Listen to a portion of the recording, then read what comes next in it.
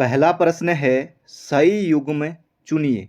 एक तरफ यहाँ पर बोली दी हुई है, एक तरफ इनका संबंध किससे है, ये यहाँ पर आपको बताना है। पश्चिमी हिंदी खड़ी बोली, बिहारी हिंदी मारवाड़ी, पूर्वी हिंदी गढ़वाली, पहाड़ी हिंदी बघेली। तो यहाँ पर दोस्तों पूछा गया है कि सही युग्म चुनिए। तो सही युग्म हो जाएगा हमारा ऑप्शन नंबर ए, पश्चिमी हिंदी खड़ी बोली। कौरवी ऑप्शन नंबर ए हो जाएगा इसका सही उत्तर। मारवाड़ी ये आती है राजस्थानी हिंदी में, गढ़वाली आ जाएगी पहाड़ी हिंदी के अंतर्गत, और पूर्वी हिंदी अवधी बघेली छत्तीसगढ़ ये आ जाएगी पूर्वी हिंदी के अंतर्गत। इसका सही उत्तर है, सही युग्म पूछा है तो दोस्तों ये हो जाएगा हमारा ऑप्शन नंबर ए है। तो पर वारो उर्वशी सुन राधिके सुजान, तू मोहन के उर्वशी है उर्वशी के समान।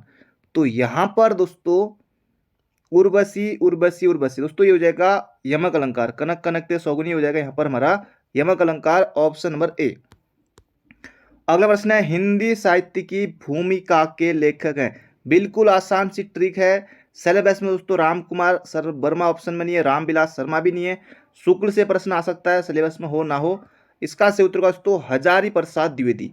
इसका सही उत्तर हो जाएगा हिंदी साहित्य की भूमिका के लेखक हैं हजारी प्रसाद द्विवेदी। बहुत ज़्यादा महत्वपूर्ण है।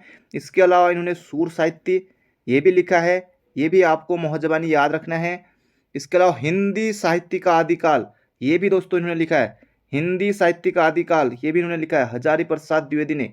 बाण भट्टी की आत्मकथा ये दोस्तों इनका उपन्यास है हजारी प्रसाद द्विवेदी जी का, ये भी आपको याद रखना है। बढ़ते हैं अगले प्रश्न की तरफ। अगला प्रश्न है प्रत्येक शब्द में कौन सी स्वर संधि है। प्रति विच्छेद करेंगे तो प्रति धन एक, दोस्तों ये बनेगा प्रत्येक। तो कौन संधि हो जाएगी दोस्तों, ये हो जाएगी यण संधि। तो प्रत्येक में कौन संधि है, यण संधि है। ऑप्शन नंबर सी हो जाएगा इसका बिल्कुल सही उत्तर। अगला प्रश्न है इनमें से शुद्ध वर्तनी का शब्द। अब दोस्तों यहाँ पर आपको हिरण्यकशिपु लिखना है। हिरण्यकश्यप होगा, हिरण्य ये वाला कश्यप तो होगा नहीं, हिरण्यकश्यप हिरण्यकशिपु या ऑप्शन नंबर ए वाला। दोस्तों कौन सा सही होगा, बहुत से बच्चे इसमें गलती करने वाले हैं मुझे पता है। दोस्तों अगर आपने सोचा ऑप्शन नंबर सी तो आप बिल्कुल गलत हैं, अगर आपने सोचा ऑप्शन नंबर बी तब भी आप गलत हैं। इसका सही उत्तर हो जाएगा दोस्तों हिरण्यकशिपु। इसी तरह से होता है, एग्जाम में आ चुका है। अगर कोई गलती होगी तो बता दीजिएगा, वरना दोस्तों ये बिल्कुल सही उत्तर है ऑप्शन नंबर ए, क्योंकि इसमें बहुत से बच्चे वरना ऑप्शन नंबर सी करते हैं ज़्यादातर। तो ये आपको ऑप्शन नंबर ए करना है, ध्यान से देख लीजिए इस तरह से लिखा है। अगला प्रश्न है सौ ध्वनि का उच्चारण स्थान है। दोस्तों 100 इसको आसानी से आप याद रख सकते हैं, ईश यज्ञ, ईश यज्ञ। तो ई में जो ई है ये 100 है शिखर वाला, और यो हो गया, ग्यों हो गया ईश यज्ञ, और इसके अलावा चौवर्ग, चौवर्ग में चौ छौ दोस्तों ये हो जाएगा तालु। तो तालु दोस्तों ये होते हैं, ये आपको याद रखना, तालु या तालब्य, तो ये आपको याद रखना है। अगला प्रश्न है जो अपने कर्तव्य का निश्चय न कर सके, जिसे ये न जान पड़े कि अब क्या करना चाहिए, जिसे न सूझे कि अब क्या करना चाहिए, जो अपने कर्तव्य का निश्चय न कर सके उसे कहेंगे दोस्तों किंग कर्तव्य विमूढ़, किंग कर्तव्य विमूढ़। तो ये आपको याद रखना है। तो ऑप्शन नंबर सी हो जाएगा इसका बिल्कुल से उत्तर, भ्रमित नहीं। अगला प्रश्न है ऊंट की चोरी निहुरे निहुरे का अर्थ है जान जोखिम में डालना, बड़े काम छिपकर नहीं किए जाते, उद्दंड व्यक्ति की दुष्टता, या फिर किसी की वस्तु दूसरे को देना। दोस्तों इसका सही उत्तर हो जाएगा ऊंट की चोरी निहुरे निहुरे, मतलब कि बड़े काम छिपकर नहीं किए जा सकते। तो इसका सही उत्तर हो जाएगा हमारा ऑप्शन नंबर बी। अगला प्रश्न है माता पिता अपने बच्चों के लिए कड़ी मेहनत करते हैं। जो यहाँ पर एक के लिए इसे दोस्तों रेखांकित किया गया है, इसका क्या अर्थ है, क्या संज्ञा है, सर्वनाम है, विशेषण है, या परसर्ग है। दोस्तों ये हो जाएगा परसर्ग। परसर्ग दोस्तों कारक चिन्ह को ही परसर्ग कहा जाता है, तो याद रखेगा। परसर्ग बोले तो कारक चिन्ह, तो कारक चिन्ह को ही परसर्ग कहा जाता है। के लिए बोले तो संप्रदान के को लिए, तो यहाँ पर होगा संप्रदान। तो इसका सही उत्तर होगा दोस्तों परसर्ग या कारक, ऑप्शन नंबर बी। अगला प्रश्न है जिन शब्दों का प्रयोग वाच्य को श्रव्य भावार्थ और बल प्रदान करने के लिए होता है लेकिन वे वाक्य के अंग नहीं होते कहलाते हैं। दोस्तों इन्हें कहते हैं निपात। अतिरिक्त बल देने के लिए निपात का प्रयोग किया जाता है, ये आपको याद रखना है। हिंदी के दोस्तों इसमें सिर्फ 10 ही क्वेश्चन है। अब यहाँ से शुरू होते हैं इतिहास के प्रश्न। आज हम देखेंगे इतिहास के महत्वपूर्ण प्रश्नों को। पहला जबरदस्त धुआंधार प्रश्न, बिल्कुल सिलेक्शन दिलाने वाले क्वेश्चन दोस्तों इसमें लिए गए हैं, किसी न किसी एग्जाम में पूछे जा चुके हैं। भीमबेटका को किसने खोजा था? इसका सही उत्तर होगा दोस्तों VS वाकड़कर। तो विष्णुधर वाकड़कर इसका सही उत्तर हो जाएगा। भीमबेटका दोस्तों ये MP में है, MP के जो रायसेन जिला है वहाँ दोस्तों ये स्थित है। तो ये आपको याद रखना है। और भीमबेटका गुफाएं दोस्तों, ये भीमबेटका की खोज की थी विष्णुधर वाकड़कर ने। बहुत ज़्यादा महत्वपूर्ण है, तो सीधे सीधे याद रखिएगा। अगला प्रश्न है दोस्तों, भारतीय पुरातत्व का जनक किसे कहा जाता है? बिल्कुल जबरदस्त प्रश्न एग्जाम में आने वाला। तो इसका सही उत्तर दोस्तों अलेक्जेंडर कनिंघम। अलेक्जेंडर कनिंघम को कहा जाता है भारतीय पुरातत्व का जनक। बिल्कुल याद रखेगा। जेम्स प्रिंसेप ऑप्शन में है। जेम्स प्रिंसेप ने सबसे पहले ब्राह्मी और खरोष्टी लिपि को पढ़ने में सफलता पाई थी। इसका सही उत्तर हो जाएगा यहाँ पर हमारा अलेक्जेंडर कनिंघम को कहा जाता है भारतीय पुरातत्व का जनक। अगला प्रश्न है, निम्नांकित में से किसका सुमेल नहीं है? दोस्तों जैसे एग्जाम में कई बार आ चुका है कि लोथल किस राज्य में है, कई बार आ चुका है। तो यहाँ पर दोस्तों 4 प्रश्न आपके बनने वाले हैं। हो सकता है इसी तरह से 4 प्रश्नों का एक प्रश्न भी आ जाए। SI पटवारी हो सकता है, कांस्टेबल के एग्जाम में भी आ सकता है, कुछ क्वेश्चन आते ही हैं। आलमगीर दोस्तों ये यूपी में है, बिल्कुल सही है। लोथल दोस्तों गुजरात में है। कालीबंगा हरियाणा, नहीं, कालीबंगा दोस्तों ये है राजस्थान में। कालीबंगा दोस्तों ये है राजस्थान में, तो ये आपको याद रखना है। रोपड़ दोस्तों, रोपड़ IIT भी है, तो रोपड़ हो जाएगा पंजाब में, ये बिल्कुल सही है। इसका सही उत्तर दोस्तों कालीबंगा ही हो जाएगा राजस्थान में। तो बढ़ते हैं अगले प्रश्न की तरफ।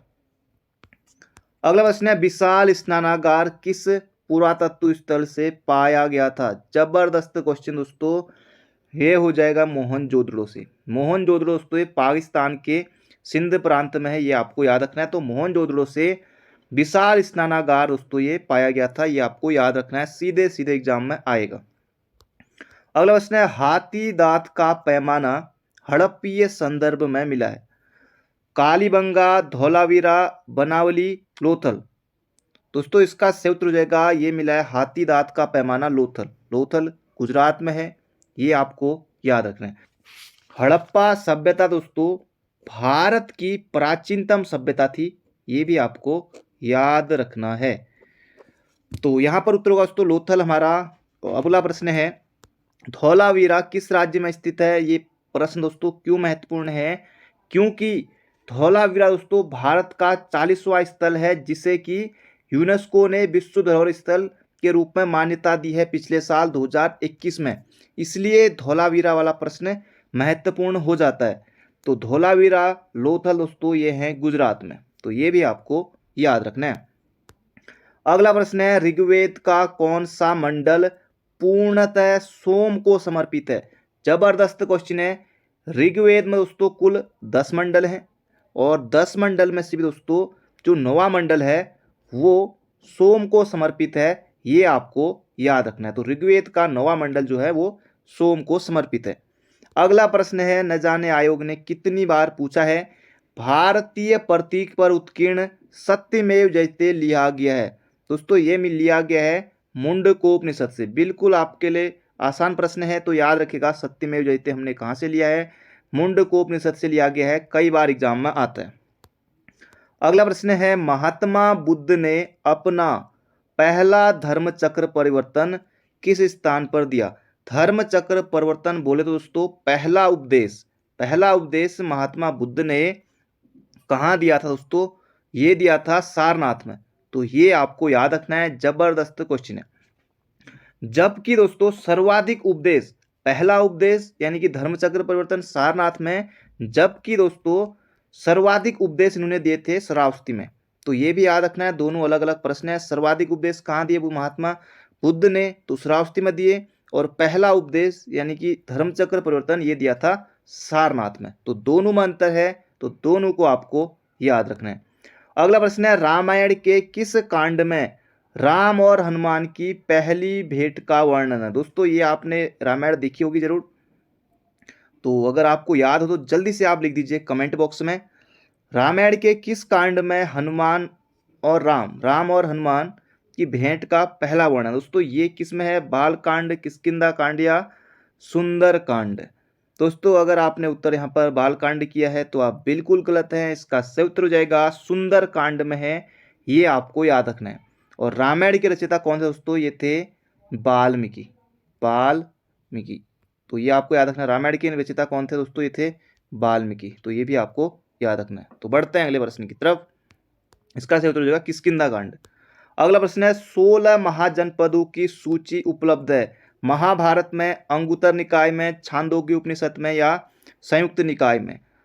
तो ये दोस्तों बहुत ज्यादा महत्वपूर्ण है। बौद्ध ग्रंथ अंगुत्तर निकाय में 16 महाजनपदों का उल्लेख मिलता है, 16 महाजनपदों का वर्णन मिलता है। तो अंगुत्तर निकाय इसका सही उत्तर होगा दोस्तों, सीधे आपको ये प्रश्न याद रखना होगा।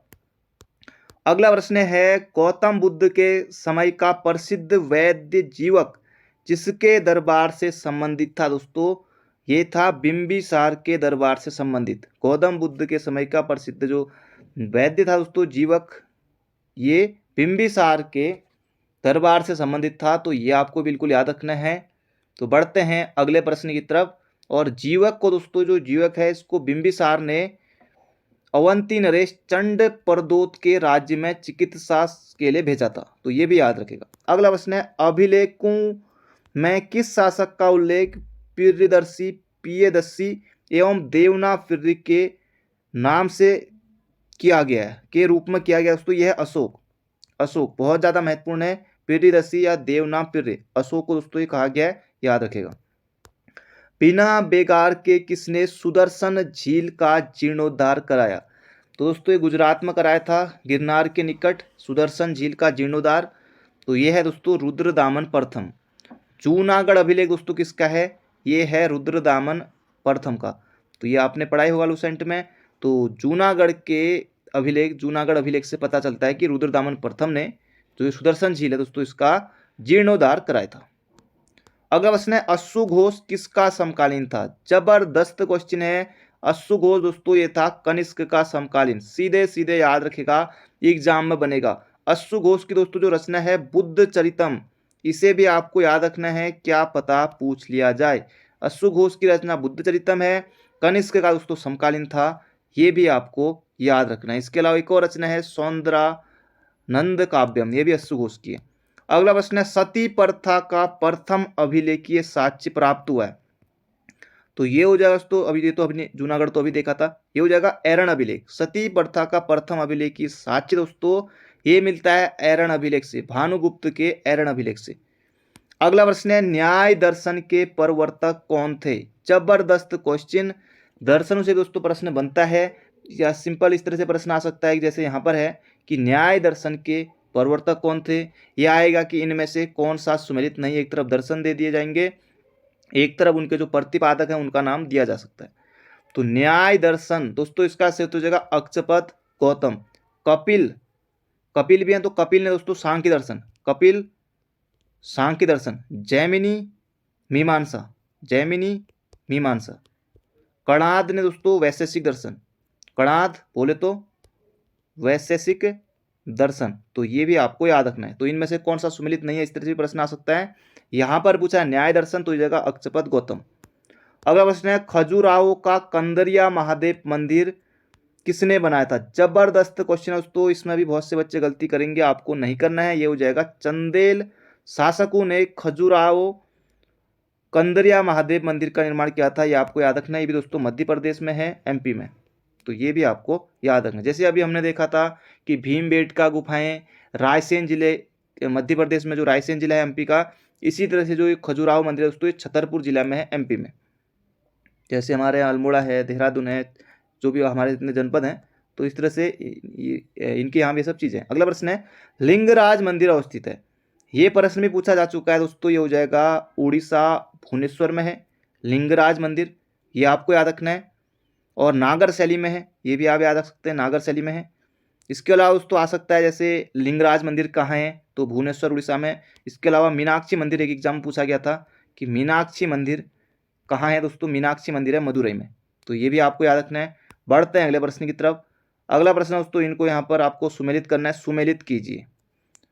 आयोग दोस्तों पहले तक पुराने पेपरों में अगर आप देखेंगे, जैसे कलहण की दोस्तों पुस्तक का नाम तो राष्ट्रंगिणी कई बार पूछ चुका है। पाणिनि अष्टाध्यायी, अष्टाध्यायी में कुड़िंद का भी वर्णन मिलता है, ये आपको पता है।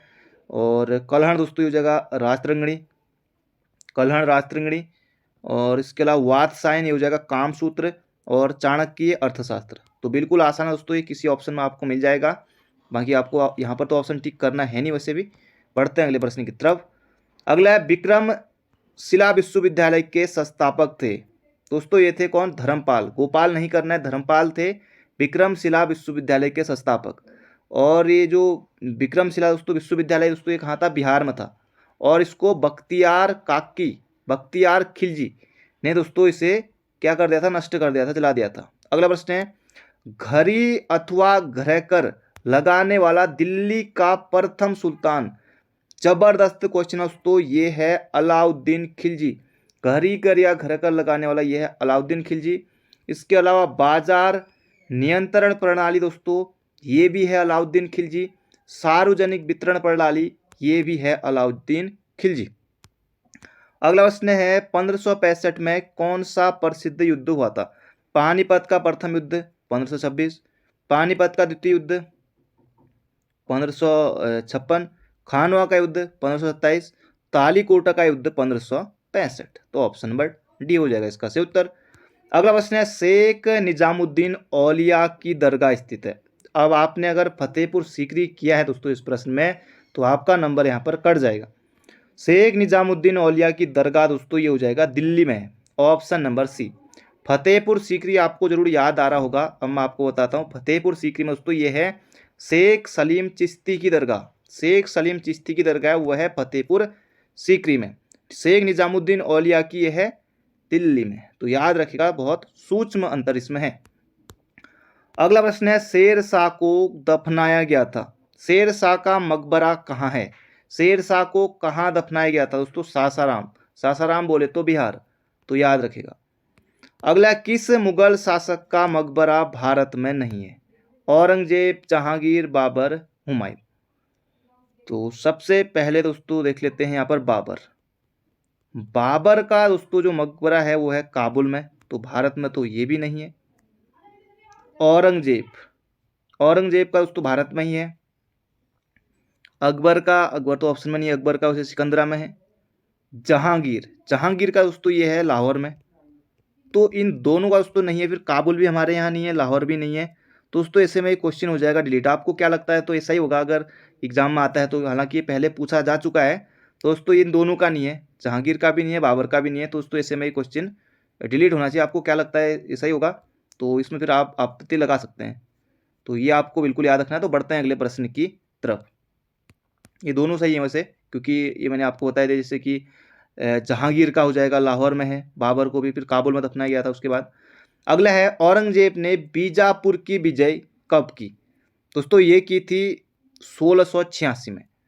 औरंगजेब से दोस्तों प्रश्न बनता है, कई बार बन चुका है कि औरंगजेब की मृत्यु कब हुई थी, तो 1707 में। औरंगजेब ने दोस्तों दक्षिण के 2 राज्यों को जीता था, एक तो उसमें था बीजापुर और दूसरा था गोलकुंडा। तो इन दोनों को औरंगजेब ने जीता था। तो यहाँ पर पूछा है बीजापुर की विजय कब, 1686 में।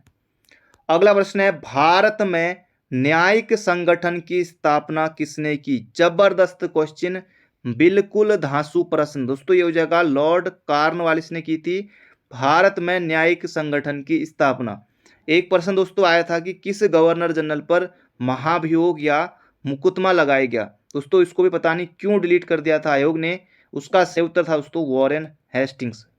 वॉरेन हेस्टिंग्स पर दोस्तों महाभियोग या मुकदमा चलाया गया था, वो उसका सही उत्तर था। खैर यहाँ पर अलग प्रश्न है, भारत में न्यायिक संगठन की स्थापना किसने की थी, तो लॉर्ड कॉर्नवालिस। सीधे सीधे आपके एग्जाम में दिखाई देगा प्रश्न। अगला देखिए, जबरदस्त क्वेश्चन है दोस्तों। वैसे ये मतलब कि टफ प्रश्न है, लेकिन आपको याद हो सके। जैसे आता है कि स्थानीय स्वशासन का जनक किसे कहा जाता है, सहायक संधि किसके समय, राज्य भरण नीति। इसलिए दोस्तों आपको 4 प्रश्न याद हो, हालांकि सभी के सभी महत्वपूर्ण है, या फिर जैसे बड़े एग्जाम होंगे तो कोई उनमें इस तरह से एक ही प्रश्न भी आ सकता है। स्थानीय स्वशासन दोस्तों यही गलत है, क्योंकि आपने भी कई बार पढ़ा है कि स्थानीय स्वशासन का जनक कहा जाता है रिपन को, तो ये सरासर गलत हो गया। तो इसका सही उत्तर हो जाएगा ऑप्शन नंबर ए। बाकी सहायक संधि वेलेजली बिल्कुल सही है। राज्य अपहरण नीति डलहौजी। स्थायी बंदोबस्त कार्नवालिस। तो याद रखिएगा, बहुत ज्यादा महत्वपूर्ण है। स्थायी स्वशासन रिपन, सहायक संधि वेलेजली, राज्य अपहरण नीति डलहौजी, स्थायी बंदोबस्त लॉर्ड कार्नवालिस। अब आपको दोस्तों रट गया होगा। अगला प्रश्न है, हिंदुस्तान सोशलिस्ट रिपब्लिकन एसोसिएशन की स्थापना दोस्तों ये हुई थी 1928 में, और किसने की थी बताइएगा कमेंट बॉक्स में, क्योंकि हमारा आखिरी प्रश्न है। गूगल पर तब भी दोस्तों ये प्रश्न आपको मिल जाएगा, तो कमेंट बॉक्स में बताइएगा। तो इसका सही उत्तर हो जाएगा option number D, Hindustan socialist Republican association की स्थापना। आपके ऑप्शन है भगत सिंह, चंद्रशेखर आजाद। तो ये दो ही ऑप्शन है, इनमें से आपको बताना है कमेंट बॉक्स में। दोस्तों ये थे आज के हमारे महत्वपूर्ण प्रश्न, बाकी मिलते हैं बहुत जल्दी एक नई वीडियो में। Thank you friend, thank you so much. अपना ध्यान रखिए, स्वस्थ रहिए, मस्त रहिए।